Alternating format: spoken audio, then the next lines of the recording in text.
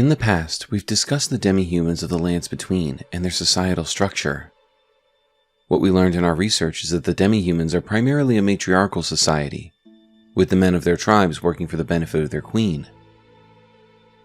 One thing we determined is that our friend Bach was an anomaly due to his intelligence and timid nature, which is what led to his expulsion from his tribe.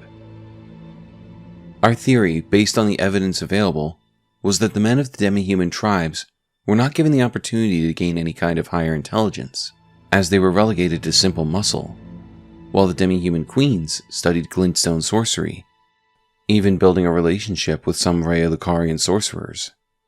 However, our time in the Land of Shadows proves that things were not always this way. The Demi-Human Swordsmen and their queen call into question what we know about their society, possibly acting as a glimpse of what they may have been well before Marika's ascension. Welcome back to Elden Lore, our ongoing series diving into the people, places, and creatures of the Lands Between and the Land of Shadow. Whether you're a longtime subscriber or this is your first time finding the channel, thank you for choosing to spend some time with us today. With over 160 videos exploring the lore of Elden Ring, we hope that you can find whatever it is you're looking for in our playlist. But if not, feel free to let us know and we'll make sure to do our research and see if there's enough lore for a video. If not, we'll respond with our best answer. We also have a Discord where our community comes together to share their love of all things FromSoft. If you feel like you've learned anything new after finishing this video, please consider subscribing to the channel, but no pressure. Your viewership is more than enough for us. With that said, let's peel back the curtain on the Demi-Human Swordsman. When exploring the Land of Shadow, you're likely to come across the many jails which house the abominations the Horn-Sent One had locked away, such as the Shaman Fleshpots and the Lamenter. However, at the bottom of the Belurat Gaol waits a creature whose exile was self-imposed due to a greater knowledge that he believed could lead to ruin. The Demi-Human Swordsman Onze has sequestered himself deep below ground and would likely continue to live an isolated existence if not for our interruption. After we enter his boss chamber, he shows us a different side to the demi-humans that we hadn't seen up to this point. His attacks are controlled, intentional. He's able to parry our blows and use those windows to attack. Instead of carrying a crude instrument made of bone or a club, his star-lined sword glows with glintstone magic and is wielded as a master befitting of his name. Not only does he have the ability to slash at us with glintstone lines radiating from his sword, but he can slash once, creating multiple strikes causing frost buildup, and even grab us, throwing our tarnished aside, using a magical ring. Clearly there's more to Onze than meets the eye, as his mastery of this finesse weapon, and intelligence to use glintstone sorcery, defies any expectation we'd have of male demi-humans. After we defeat him, we're granted the spirit ashes of one of his disciples, Yosh, and learn the story of Onze. Onze, a master swordsman who devoted himself to the star-lined sword, realized that only ruin awaited at the end of the procession of stars, and imprisoned himself in order to forestall it. However, Yosh, an apprentice who absorbed his technique, stubbornly refused to heed his master's words, and spent his entire life at his side in defiance of his self-imposed seclusion. It would seem that Onze may have been the first demi-human swordsman, and even if he wasn't, he was the only one to fully devote himself to the study of his star-lined sword.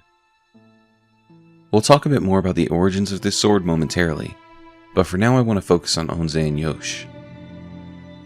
From his spirit ash, we learn that Yosh was an apprentice of Onze, meaning that in the Land of Shadow, demi-human men were not only intelligent enough to learn the art of swordsmanship, but they were given enough leeway in their society to be allowed to train an apprentice in these arts.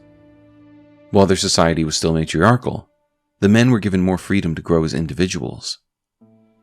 If this all seems a little out of left field, make sure to check out our video on the demi-humans for further context.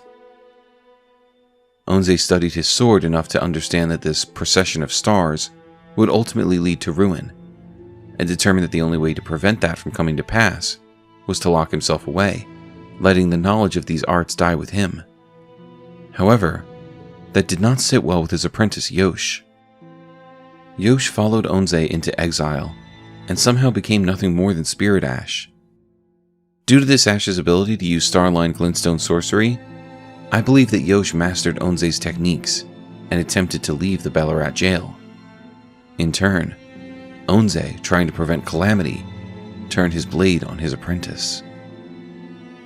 Now that this knowledge lived with another, Onze could not allow it to leave the jail, meaning Yosh would never see the light of day again, a fate he brought upon himself for refusing to heed his master's request for seclusion. We can find a Starline sword for ourselves in the Cerulean Coast, where we encounter another Demi-Human Swordsman and the tribe of Demi-Human Queen Mariga, a name which clearly plays on Marika, but I don't believe has any true significance. The weapon tells us it is a sword encrusted with a line of stars fashioned from small pieces of crude glintstone, weapon of the Demi-Human Swordsmen. When bestowed with this weapon by their queen, the swordsmen swear to find the truth that lies at the end of the procession of stars. This would mean that Yosh and Onze likely received their swords from Mariga, who believed the strength of her swordsmen, along with their penchant for intelligence, was her best chance of unlocking this blade's secrets. While Mariga still led her tribe, and the male demi-humans acted as warriors, she did not stop her men from gaining greater intelligence. She wanted to better understand the stars, and her chosen swordsmen were meant to help her in gaining this understanding. It just so happens that Onze didn't like what he saw when he gazed into the truth of the stars.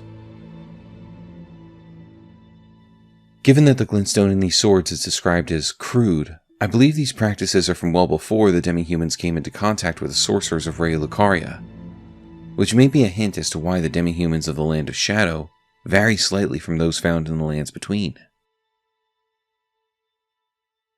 We know that at some point in the past, the Land of Shadow was cut off from the Lands Between. This would have been after the birth of Radagon and Renala's children, as Mesmer was said to have a brotherly relationship with Radon during his studies of gravity sorcery. But it could have been before the birth of Melania and Mikola. During this time, it's likely Lucaria had already made allies of the demi-humans of the Lands Between, as Azor and Lusat were likely expelled from the Academy before the Shattering, when Renala was still in her right mind, and was not yet bewitched by the Amber Egg. This would mean that the Academy didn't travel to the Land of Shadow, which makes perfect sense when you consider that the only sorcerers we encounter there are those that accompanied R'hllana when she chose to follow Mesmer. And even then, they can only be found in Castle Ensis. The demi-humans of the Land of Shadow never made contact with the Academy of Lucaria, meaning their society was left untouched by outsiders. This means that the tribes we see in the Land of Shadow are a better representation of how demi-humans were meant to live without the interference of the Golden Order or Lucaria. While they were still a matriarchal society, they allowed their men to gain intelligence and study the stars under the orders of their queen. It seems that if Bach was born in the Land of Shadow, he may have had an easier life, as his mother would not have been punished for teaching her son fine skills and proper speech. As the matriarch of her family, that was her decision to make, and the men of her tribe were not barred from such things. In this way, we see another example of how the influence of the Lands Between twisted the societal structures of those living there, leading to deeper subjugation of a people capable of seeing the true danger that lay beyond the stars, a people intelligent enough to glean its truth without the use of the primeval current, and wise enough to know that the knowledge itself would lead to nothing but ruin. Thank you for joining us for this look at Onze, Yosh, Mariga, and the demi-humans of the Land of Shadow. What did you think of our breakdown of these concepts? How did Onze find the truth in the Starline sword without accessing the primeval current? Did Onze strike Yosh down so the knowledge of the stars would never leave the Belurat Gaol? Why did they name a demi-human Queen Mariga? Let us know your thoughts and theories in the comments. Don't forget to like, subscribe, hit the bell, and set notifications to all, so you never miss out on any of our lore dives. We look forward to seeing you again for more Elden Lore.